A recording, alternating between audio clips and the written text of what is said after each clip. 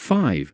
The officers Pharaoh sent with the people saw. We are told in the Midrash 10 that when 3 days had passed and the people showed no sign of turning back, the officers announced, "It's time to return to Egypt." Do you think we left Egypt because of Pharaoh's permission? Answered the Jews. The Holy One, blessed be He, took us out of Egypt, and we have no intention of heeding Pharaoh's commands. Eventually you'll have to give in, warned the officers. Pharaoh is a mighty king, and he will force you to return. At that, the Jewish people arose and chased Pharaoh's officers away, returned to Egypt, and informed Pharaoh that the Jews are confidently continuing on their path to freedom. Moses then turned to the people and said, "If we continue on our way now, Pharaoh will assume that we are fleeing from him, implying that we still fear his might. Let us stop, indeed, let us turn back a little bit towards Egypt, to demonstrate clearly that we do not fear them at all. No matter what they do, we will not return to Egypt, because we are now on the path towards Mount Sinai.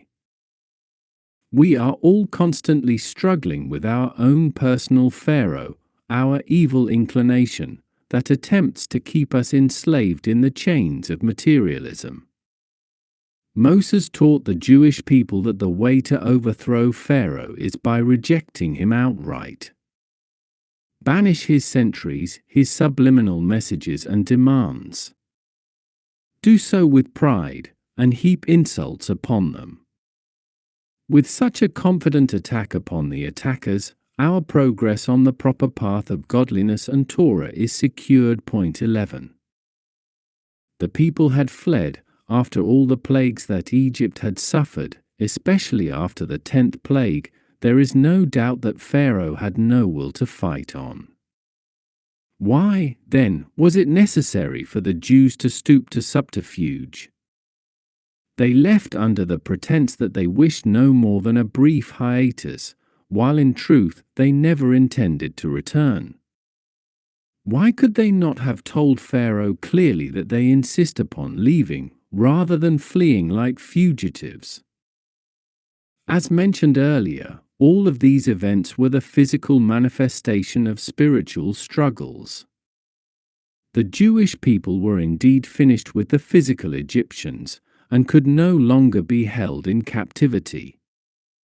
However, there still remained an Egyptian within each one of the Jews themselves.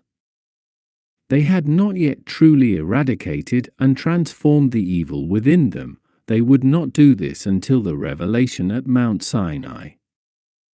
Neither had they reached sublime levels of spirituality, for they were no more than the benefactors of unearned divine beneficence.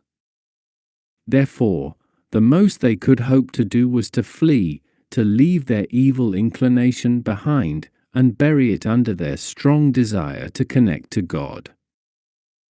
In contrast to all this, the messianic redemption will be the result of the Jewish people's struggles and achievements to refine themselves and the world around them throughout the long years of exile. At that time, therefore, there will be no necessity for flight, for physical matter itself will have been prepared and readied for elevation. Until then, we continue to struggle to be redeemed from Egypt, from the limitations and boundaries imposed upon us by the material world in which we live. This battle must be waged in stages. Attempting to completely transform and rehabilitate evil all at once can be overwhelming and may lead to failure. It is often necessary to begin with a simple, absolute rejection of evil, even if that means fleeing from it, only afterwards making a stand and attacking it on its own terms. Point 12. 8. The Israelites had left with arms held high. Onkelos renders the expression "with arms held high" as with a revealed head, meaning boldly unafraid, not bothering to shield their heads with helmets or the like. the Baal Shem Tov's grandson, Rabbi Moshe Chaim Ephraim of Sardilkov, pointed out 13 that the word for with a head, Berish, can be seen as an acronym formed from the first letters of the name of Rabbi Shimon bar Yochai, author of the Zohar, the seminal classic of Jewish mysticism. Allegorically, then, this phrase can be understood to mean that the Israelites will leave exile with the revelation of the teachings of Rabbi Shimon bar Yochai. Indeed, in the Zohar itself, 14, the prophet Elijah is quoted as saying that those who study the teachings of this book, the Zohar, will not need to undergo trials before the final redemption. Since the Jewish people will, in the future, taste from the tree of life, which is the Zohar, they will, in this merit, leave exile in mercy, fulfilling the verse, God himself will lead them, and there will be no alien deity with him. 15. Rabbi Moshe Chaim Ephraim then quotes Rabbi Eliezer Leeper of Chmielnik 16 as saying that Berish can also be seen as an acronym for the Baal Shem Tov's name, Rabbi Yisrael ben Sarah, or Rabbi Yisrael Baal Shem. This accords with the Baal Shem Tov's account of his famous spiritual ascent on Rosh Hashanah of 1746-17 when he met the soul of the Messiah, who then told the Baal Shem Tov that he would descend to redeem the world when your teachings will be publicized and revealed throughout the world, and your wellsprings spread outward. 18.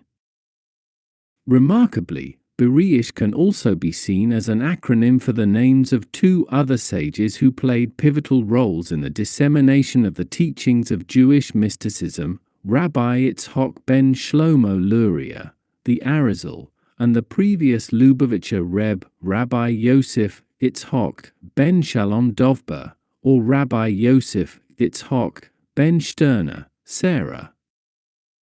The Arizal, in addition to revealing new levels of understanding in the teachings of the Zohar, declared that the time had come to promulgate these teachings to the masses, rather than restricting their study to the spiritual elite, which had been the practice until his time. 19.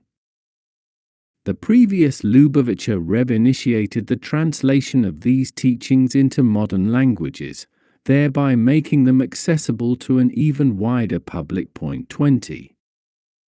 Each of these individuals thus revealed the Torah's secrets to a greater extent than had been previously accomplished, and thus brought the redemption closer. 21. 10. Pharaoh drew, himself, nearer. The Midrash offers another interpretation. By chasing them, Pharaoh drew the Jews nearer to God, as evidenced by their crying out to him at the end of this verse. Even though these interpretations may seem diametrically opposed, in truth they are compatible. It is often the presence of opposition that awakens our very deepest reserves of energy. Pharaoh's exertions, despite his being evil incarnate, caused a reciprocal arousal on the part of the Jewish people. They, too, realized that desperate measures were called for. Similarly, whenever we are confronted with a challenge, we should view it as an opportunity for spiritual growth rather than try to evade it. When we are comfortable and complacent, we are apt to lose sight of priorities or lose our sense of urgency in our divine mission. Physical or spiritual adversity can shock us out of this indifference, enabling us to climb to the sublime spiritual heights possible through repentance for our callousness. The challenge of difficulties undermines our egotistical self-assurance and affords us the opportunity to advancement in our relationship with God by breaking through the obstacle. 22. 13. But Moses said to the people, the Jews were in a dilemma.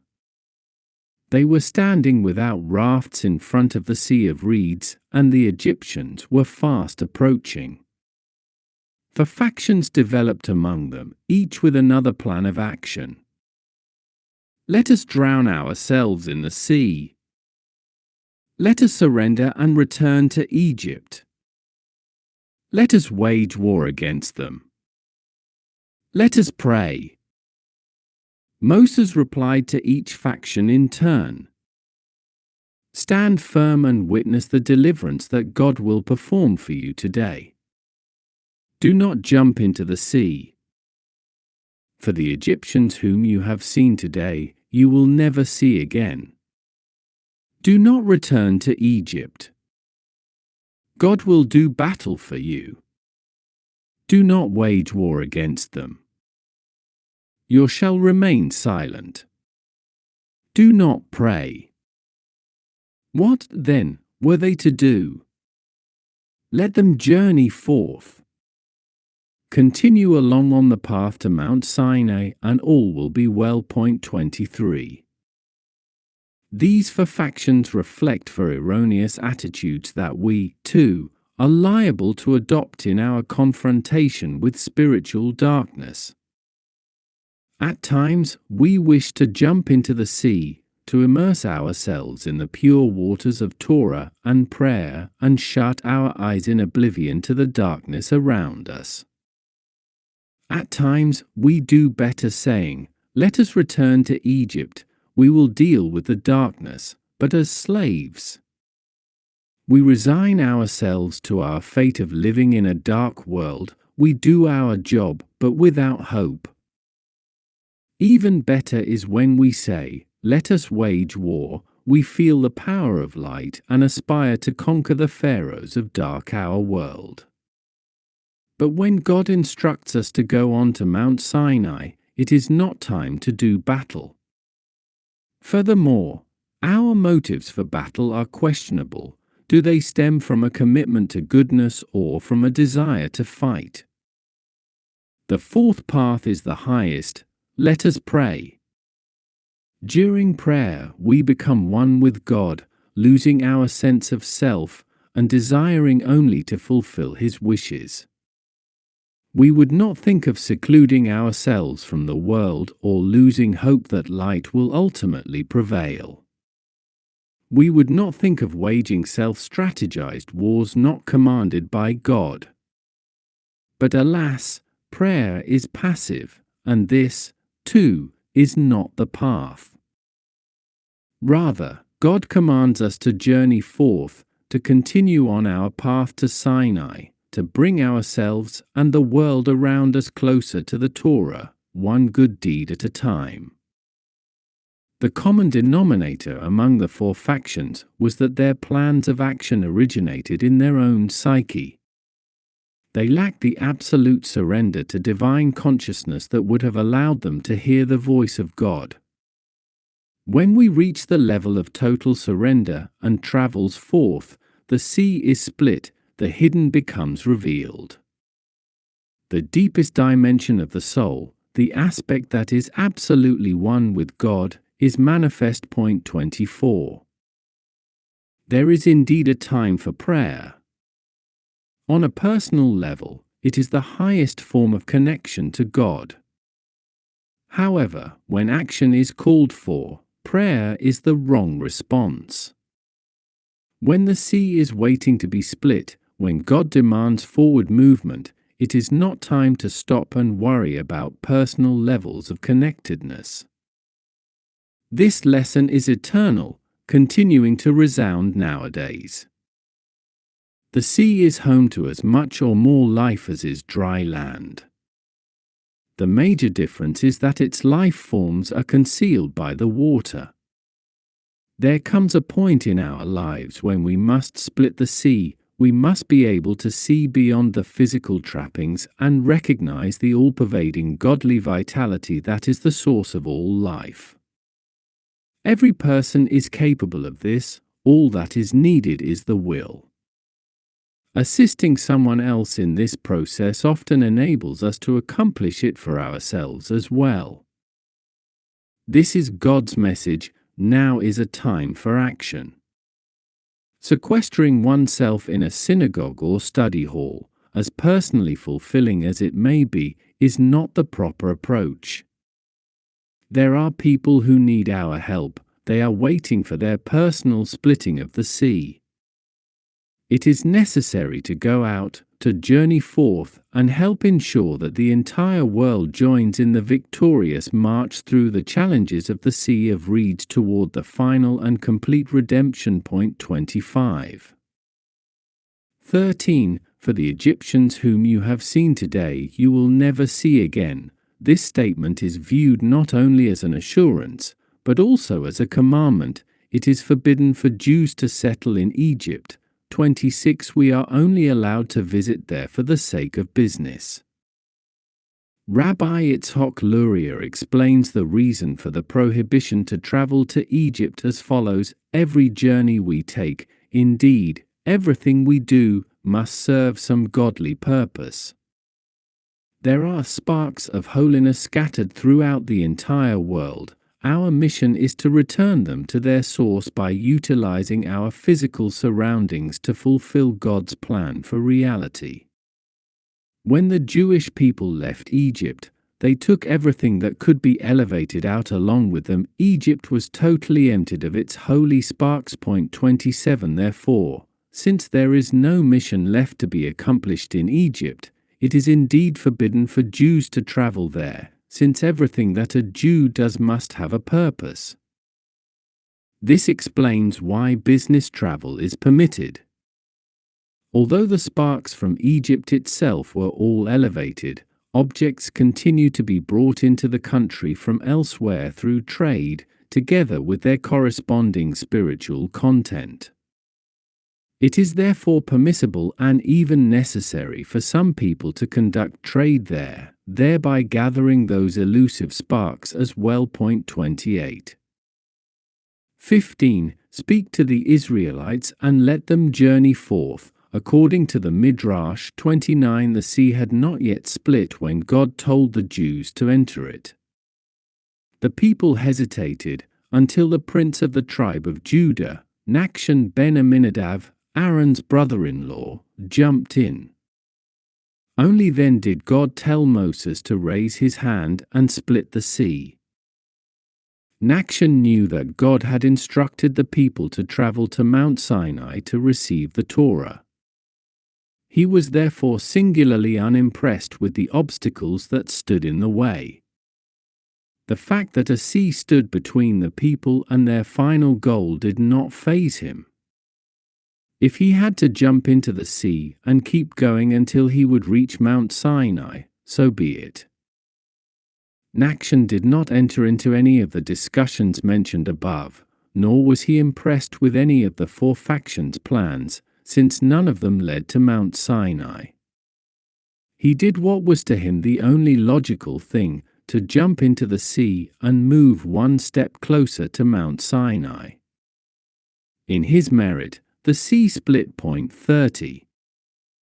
15 to 16. Let them journey forth, take up your staff and raise your arm over the sea. The splitting of the Sea of Reeds is generally viewed as the archetype of a miraculous and supernatural event. Yet even in this case, there had to be a natural action to catalyze the miracle. God instructed the people to journey forward and Moses to lift his staff over the water. God always demands some human act first, and only then does he perform miracles. Simply stated, this is because events that occur without our involvement do not truly affect us. We may adjust to the changes, but we are not internally affected. Only when we expend some effort do we truly appreciate and assimilate the miracle. The same applies in all areas of life. Asking for God's blessings is not sufficient. We must do something that can serve as a conduit for the blessing. Whether it is a visit to the doctor or performing an extra good deed, the blessing requires an expenditure of effort on our part. Point 31. 20. There was cloud and darkness, but the pillar of fire lit up the night. The literal translation of the verse is, there was cloud and darkness and it, i.e., the cloud and darkness lit up the night, implying that the darkness itself became a source of illumination. 32 This revelation was a precursor to the splitting of the sea, where the concealment of the sea would also be peeled back to disclose the great treasures hidden within. Darkness, the apparent absence of divine revelation and clarity, is only such from our limited perspective. From God's perspective, darkness does not obscure anything for you. A night is as bright as day, and darkness as light. 33 Darkness is a challenge we are meant to overcome and thereby reap the benefits that are to be had by overcoming it. We can approach this challenge in two ways. One is to repel the darkness by taking whatever light we do have and forging ahead with it. Ignoring the darkness and focusing on the light will dispel the darkness, even if the darkness is seemingly much greater than the little light we possess. This strategy is certainly better than succumbing to the depression and despair of darkness, and will even suffice, in most cases, to carry us through the dark periods of life. But the ultimate objective is not merely to dispel the darkness, but to transform it into light by turning its negativity into a positive force in our lives. When we succeed in this, the resultant light is infinitely brighter than the light that was shining as such all along. 34. 21. And God drove back the sea with a powerful east wind throughout the night. In other words, God had to keep the wind constantly blowing in order to keep the walls of water erect. Had God let the wind stop, these walls would have collapsed and the sea would have reverted to its natural level. When God created the world, He also acted against the natural state of things. He created existence out of non-existence. Analogous to the splitting of the sea, God has to keep His creative force constantly blowing into reality in order to keep it from reverting back to its original, default state of non-existence. Reality is therefore not something that exists on its own, nor is it even something that exists by virtue of the property of existence with which God imbued it when He first created it. It exists solely because God is actively and continuously infusing it with His creative force. The implications of this truth are both profound and far-reaching. If God is constantly recreating the world, then the world right now is, in a very real sense, an entirely different one than the world that existed a moment ago. It is a fresh, new world, and we are brand new people, not necessarily straitjacketed by any cause and effect relationship with the past.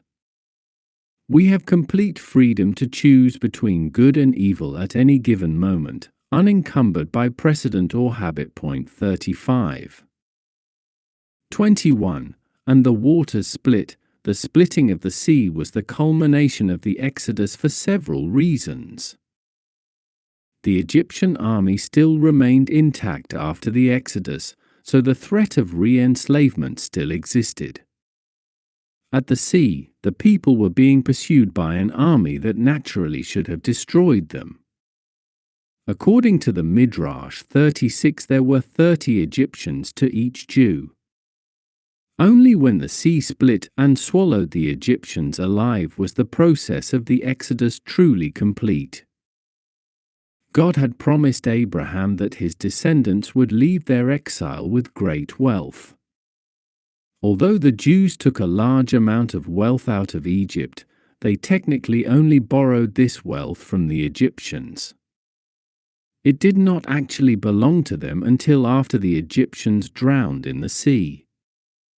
Furthermore, the Egyptian wealth that the Jews took at the sea exceeded that which they took with them from Egypt. 37. Spiritually, God's promise to Abraham was that the Jews would liberate all the sparks of holiness trapped in Egypt. Since it was primarily at the sea that the wealth of Egypt became theirs, it follows that the primary release of the sparks also occurred at the sea. Finally, the ultimate goal of the Exodus, the receiving of the Torah, could only have been achieved by first experiencing the spiritual revelations at the splitting of the sea. 38. Spiritually, leaving Egypt means freeing the divine soul from the shackles of the animal soul. The divine soul is free when it realizes that although we are surrounded by pharaohs, we need not be servants to them. We are free to be servants of God alone. But the soul cannot experience this freedom fully until the sea has been split, until the true, divine nature of reality has been revealed.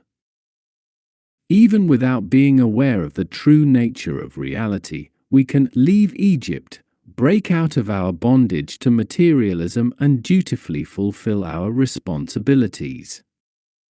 But such uninspired commitment is vulnerable. If our mind and heart are not in it, Pharaoh and his armies can give chase. We truly left Egypt and Pharaoh behind only after the sea is split, when God's presence is revealed and obvious, and the lie of Egypt has been exposed. It is for this very reason that, just as we are required to mention the Exodus from Egypt in our daily prayers, we are also required to mention the splitting of the sea, since it is an integral part of our daily spiritual Exodus. 39. 22. On dry land, it is related in the Midrash that God caused fruit trees to instantaneously grow in the middle of the sea and bear fruit. The children plucked the fruit of these trees and fed them to the birds, which then joined the Jews in their song of praise to God. Although God is generally loath to tamper with nature, he caused trees to grow miraculously to teach the fledgling Jewish nation an important lesson. Whenever there is an opportunity to utilize some part of creation in fulfilling God's purpose, it should be taken advantage of. Thus God caused the seabed, which for the brief time during the Jews' passage was capable of producing trees, to give forth fruit. These fruits in turn enhanced the people's song to their Creator. The miraculous trees teach us that even the most fleeting opportunity can and should be used to a godly end. 40. On a deeper level, God caused fruit trees to grow and bear fruit because this was an integral part of the miracle of the splitting of the sea. The splitting of the sea was the revelation of reality's hidden side, its potential to express the divinity pulsing within it. This revelation had to occur at all levels of creation, in the mineral, vegetable, and animal kingdoms, as well as in humanity. The earth possesses the potential to sustain plant life, so when the sea split, the earth manifested this potential. Plant life has the potential to sustain animal life, so the trees that sprouted from the seabed bore fruit. Animal life has the potential to sustain and enhance human life, so the birds ate from the miraculously produced fruit and thus were enabled to join the Jews in the song at the sea. As we will explain shortly, 41, the sea would not have split unless the Jews first revealed their hidden divine potential. The seabed revealed its potential to produce fruit-bearing trees because the people revealed their inner divine potential. Similarly, when we repeat the experience of the splitting of the sea in our daily lives by revealing our hidden divine potential, we affect the very fabric of reality. Since we are still in exile, we do not always see the effects of our actions, but eventually, when the unseen changes in reality reach a critical mass, they will usher in the messianic redemption. Then, even the inanimate kingdom will openly reveal its hidden, divine potential. 42. 22. And the water formed a wall for them on their right and on their left. Allegorically, 2. We need to be protected from the floodwaters of life on both the left and the right. When the evil inclination attempts to lead us astray from the proper, Torah true path, there are two tacks it can take. It can attack from the right, when we are doing well, financially and otherwise. It attempts to convince us that we have no need for divine assistance. When the Jews were in the desert, without anything at all, they needed God's help for food and sustenance. But you are doing quite well all on your own. Your charm, business sense, trading savvy is all that you need. Why bother with old-fashioned rituals and constrictions? Or, it can assault us from the left. When things aren't going so well, it attempts to convince us that we have no time for eliciting divine assistance. This is no time for restrictions, it says. As soon as things get better, when you've got the time and the money, then you will be able to worry about such things as Shabbat observance, ethical business behavior, and the like. But right now you've got to work. You're in the rat race, and you need to concentrate solely and fully on getting ahead.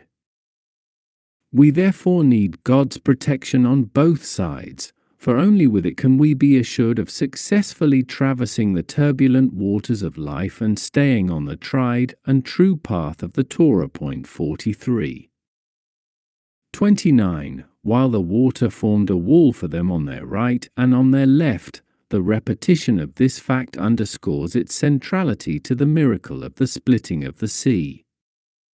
Indeed, it serves to indicate that this encompassing protection served not only to protect the Jews from the Egyptians, for if that were the case, it would only have been needed earlier on, when the Egyptians were still alive, but also from some other peril endangering their journey towards the giving of the Torah. The Midrash 44 describes the splitting of the sea in the following terms. As the Jews were passing through the sea, the angels appeared before God, complaining, "How can it be that idol worshippers such as these should be able to walk on dry land through the sea itself? What merit can they possibly have that makes them worthy of such a great miracle?" God answered, "Their protection is derived from the right, the Torah that they will soon accept, and from the left, the prayers they will recite and the tefillin they will don." Why the necessity for a double merit? As mentioned, the purpose of the sea splitting was not merely to escape from the Egyptians, it also served as a foretaste of the giving of the Torah and a preparation for it. At the giving of the Torah, the godliness latent within the physical world would be fully revealed. This revelation was elicited by a parallel occurrence within the Jews themselves. Under normal circumstances, the restrictive, material context in which we live our lives forces us to develop our personalities in a limited way, emphasizing one or another character trait or propensity to the exclusion of others. When we respond to God's call to join in the work of rectifying the world, we naturally gravitate toward those aspects of the divine mission that align with our dominant personality traits. We try to respond to God on our own terms. But the Torah requires us to enlist all possible facets of human nature in performing God's work, even those that are of opposing natures. For example, we are required at times to draw divinity into the world by studying and teaching the Torah's rules for life or fulfilling God's commandments. At other times, we are required to do just the opposite, to renounce this world and lose ourselves in the ecstatic rapture of prayer. By advancing toward accepting the Torah, the Jews displayed their essential connectedness to God, reflected in their willingness to serve Him on His terms. As such, the Jews were protected on both the right and the left, i.e., they accrued the merit of their willingness to serve God in conflicting directions. This willingness revealed and reflected their very essence, which transcended whatever particular personality each of them had developed. As a result, they merited the splitting of the sea, a similar act of revelation within nature. 45. 31. Israel saw, they believed in God. Generally, after seeing something, we no longer need to accept it on faith. If so, after seeing God's great hand, why did the Jewish people still need to believe in God and Moses? The answer is that once they had seen and validated what they had previously only believed in, they were able to upgrade their belief and believe in that which remained beyond what they had seen. They believed in what they had not seen. The potential to do this is infinite. We struggle to perceive what we currently believe. When we succeed in doing so, we realize that there is still more about God to believe in. In this way, we perpetually broaden the horizons of our faith and our capacity to relate to God on ever higher levels. 46. And in his servant Moses, the Midrash 47 deduces from this verse that belief in Moses is an integral component of belief in God, and that, conversely, doubting his credibility is a breach in one's belief in God. Here we find reference to the concept of a Reb, a leader, the belief in whose existence is in some way on a par with our belief in God, and the imperative to identify him.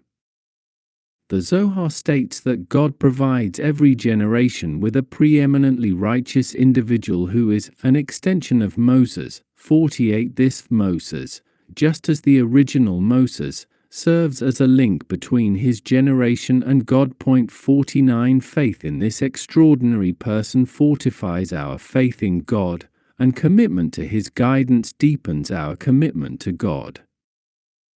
In addition to being a channel through which we can reach God, Moses is also the channel through which God's blessings reach us.